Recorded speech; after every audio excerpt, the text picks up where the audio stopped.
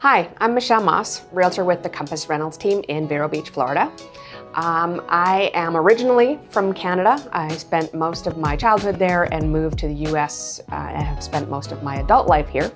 Originally, I was a nurse. I have been a nurse for 27 years, moving all over the country.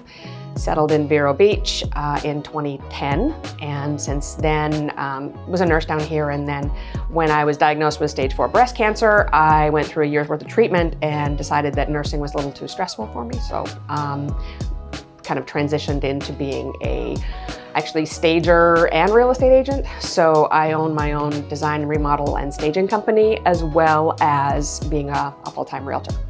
My specialty, my favorite, is ugly houses that we can make pretty, or helping people who have distressed properties who need help doing some light refurbishing to make them look better, sell better.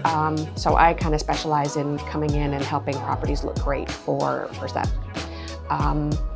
Other than that, I work a lot with buyers, and so I have a large clientele of buyers who I can sell the houses to. I also, like I said, stage a bit, so it's not uncommon for me to sell the houses that I stage.